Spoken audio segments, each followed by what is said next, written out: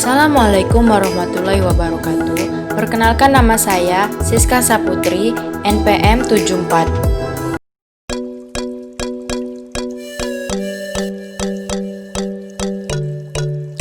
Di sini saya akan membahas tentang sistem reproduksi pada manusia, yaitu pada pria dan wanita.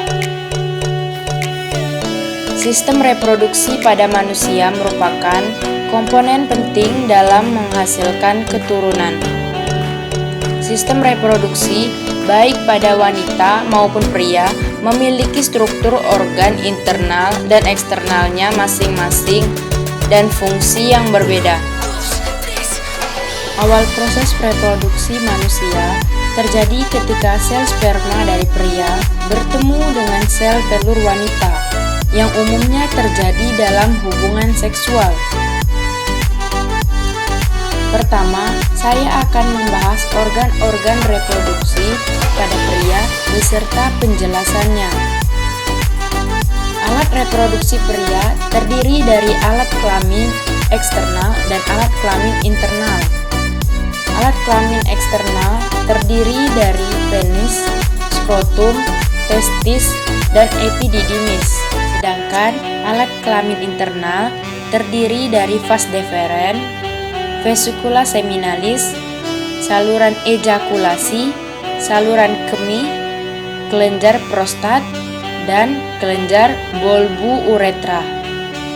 Alat kelamin pria pada bagian eksternal yang pertama yaitu penis. Penis terbagi menjadi 3 bagian, yaitu akar atau basis, batang penis, dan kepala penis. Pada ujung kepala penis terdapat lubang kecil yang merupakan bukan dari saluran kemih. Pada penis juga terdapat ujung-ujung saraf yang sensitif terhadap rangsangan. Bagian kedua yaitu epididymis.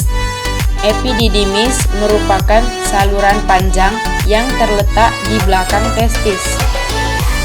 Organ ini berfungsi untuk membawa dan menyimpan sel sperma yang telah diproduksi di testis. Selain itu, epididymis juga berfungsi untuk mematangkan sperma yang dibentuk oleh testis. Setelah matang, sperma baru dapat melakukan tugasnya dalam membuahi sel telur. Bagian yang ketiga yaitu testis. Organ berbentuk oval dengan ukuran sebesar biji zaitun yang terletak di dalam skrotum. Seperti pada gambar di samping, testis berfungsi untuk menghasilkan testosteron yang merupakan hormon seks pada pria. Testis juga berfungsi untuk memproduksi sperma. Bagian yang keempat yaitu skrotum. Skrotum merupakan bagian yang terlihat berbentuk seperti kantung, yang letaknya berada di belakang penis, merupakan tempat dari testis. Seperti pada gambar di samping, skrotum berfungsi untuk mengatur suhu testis agar testis dapat memproduksi sperma dengan baik. Organ reproduksi pria pada bagian internal. Yang pertama yaitu vas deferens. Organ ini merupakan saluran panjang dan tebal, mulai dari epididymis hingga ke rongga panggul. Vas deferens terletak di belakang kandung kemih. Seperti pada gambar di samping, vas deferens berfungsi mengantar sperma matang ke uretra sebagai persiapan ejakulasi. Bagian yang kedua yaitu vesicula seminalis. Vesicula seminalis ini merupakan organ berbentuk kantung yang menempel pada vas deferens di dekat bagian dasar kantung kemih. Seperti pada gambar di samping, vesicula seminalis berguna dalam memproduksi cairan sebagai pemberi energi sperma untuk bergerak. Pada bagian yang ketiga, ada saluran ejakulasi. Saluran ejakulasi terbentuk dari gabungan vas deferens dan vesicula seminalis. Yang keempat, saluran kemih. Organ ini disebut sebagai uretra dan berfungsi untuk membawa urin dari kandung kemih keluar tubuh. Pada bagian kelima yaitu kelenjar prostat yang terletak pada bagian bawah kandung kemih di depan rektum atau anus. Kelenjar ini berfungsi menambahkan cairan yang membantu sperma saat terjadi ejakulasi dan membantu menjaga sperma tetap sehat. Dan yang keenam yaitu kelenjar bulbu uretral, berfungsi untuk memproduksi cairan yang melicinkan saluran kemih.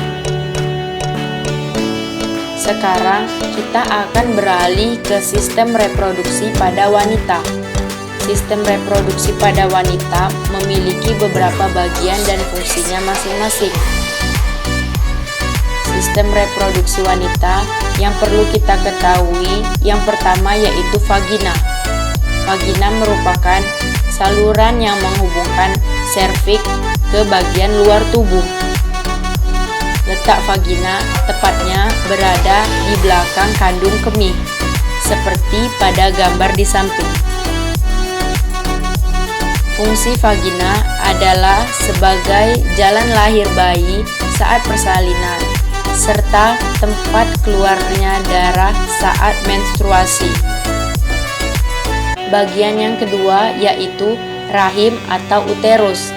Rahim adalah sebuah organ kecil yang berongga dan berbentuk seperti buah pir.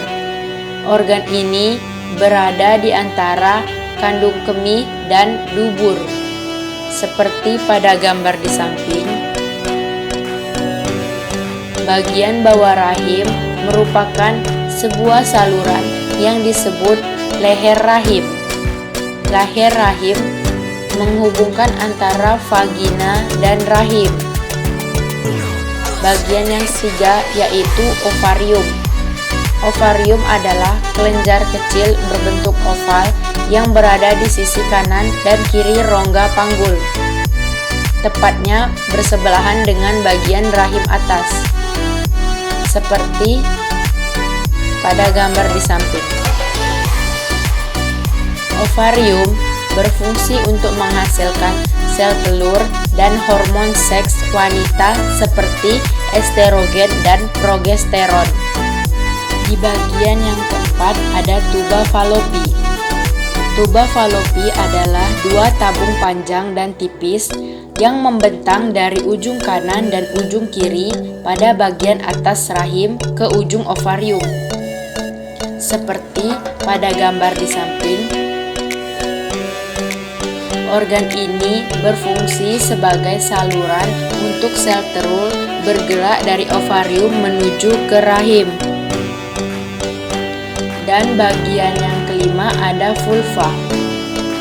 Vulva adalah bagian luar dari anatomi vagina yang bisa Anda lihat dengan mata telanjang.